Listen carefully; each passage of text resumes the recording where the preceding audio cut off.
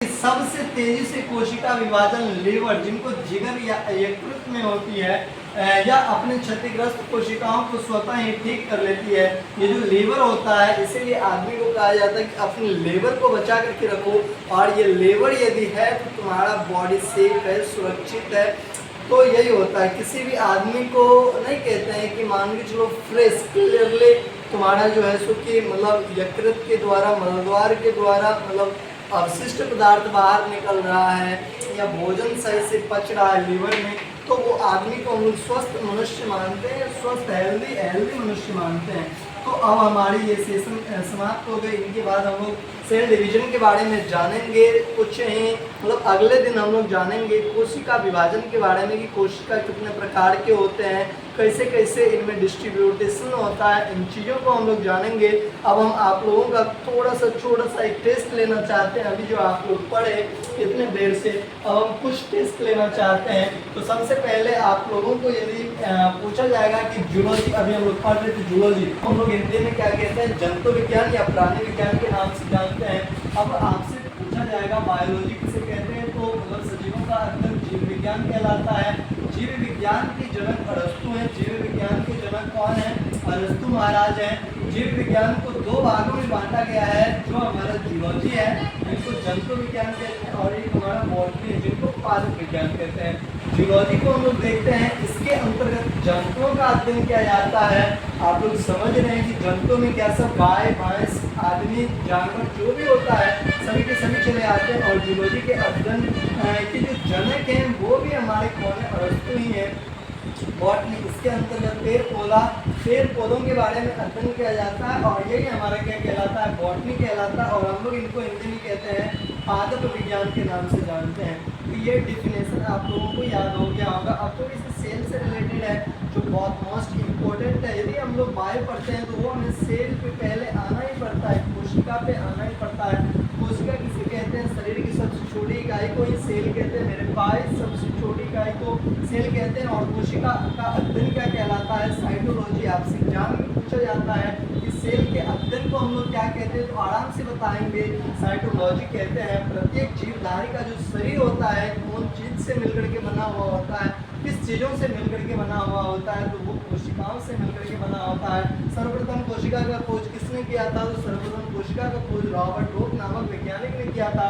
और सर्वप्रथम कोशिका का खोज मतलब कितने ईस्वी में हुआ था? तो 1665 ईस्वी रॉबर्ट रोक नामक वैज्ञानिक के द्वारा सेल का मतलब आविष्कार किया गया था और खोज हुआ था। और मतलब सर्वप्रथम जो सेल का डेवलप हुआ था, खोज हुआ था, मतलब छानबीन हुआ था, वो मतलब किस चीज़ पे हुआ था? वो मृत कोशिका पे हुआ था। किस चीज़ पे? मृत कोशिका पे।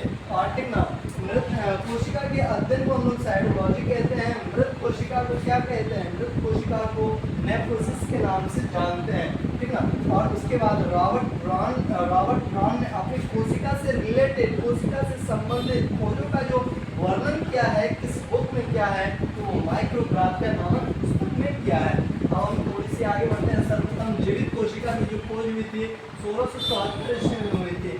तो क्वेश्चन यहाँ से ऐसे आता है कि जीवित कोशिका का खोज किसने किया था? तो इसका आंसर आप लोग दीजिएगा, एंटोनी वॉन लेवेनॉक ने किया था। और जीवित कोशिका की खोज कितने ईस्वी में हुई थी? तो सन 1674 ईस्वी में। और मतलब जीवित कोशिका के मतलब जीवित कोशिका को पिता को हम लोग क्या कहते हैं? फादर ऑफ मतलब ये मतलब जीवित कोशिका।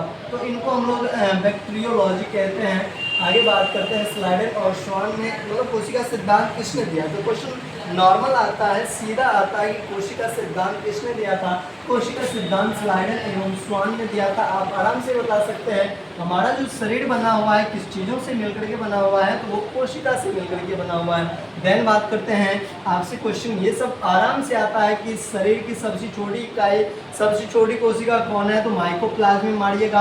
आपसे पूछा जाएगा कि हमारे शरीर की सबसे बड़ी कोशिका मतलब कि पूरी दुनिया में पूछे सबसे बड़ी कोशिका पूछे, वो हमारा हो जाता है शुतुरमुर्गी के अंडा की जो कोशिका होती है सबसे बड़ी कोशिका होती है। और सबसे लंबा कोशिका यदि कहा जाए तो लंबा तो वो तंत्रिका तंत्र जो ब्रेन मतलब ये होता है स्नायु कोशिका होती है। और मानव शरीर में सबसे बड़ी कोशिका, मानव शरीर की सबसे बड़ी कोशिका अंडाणु और सबसे छोटी कोशिका क्या हो गया, शुक्राणु, जिसको हम लोग ओव्यू ओवम और क्या बोलते हैं, स्पर्म के नाम से जानते हैं। तो ये रही हमारी आज की कुछ मतलब क्वेश्चन जिनको हम लोगों ने अभी देखा। आप लोग को समझ में नहीं आया होगा तो एक बार और वीडियो को देख लीजिएगा। लास्ट में हमारे YouTube channel son of Saharsa को आप लोग प्यारा सा लाइक दीजिएगा, एक कमेंट लिखिएगा। यदि वीडियो बहुत अच्छा से समझ में आया होगा तो बताइएगा कि वीडियो बहुत बढ़िया लगा, और नहीं समझ में आया होगा तो आप लोग हमें बता दीजिएगा। तो हम इनको यूट्यूब पर से क्या करेंगे, डिलीट कर देंगे, और आप लोग हमें कमेंट सेक्शन में बताएं कि और बेटर ढंग से आप लोगों के लिए वीडियो हम कैसे लाएं। तो आप लोग ये भी कमेंट सेक्शन में लिखें।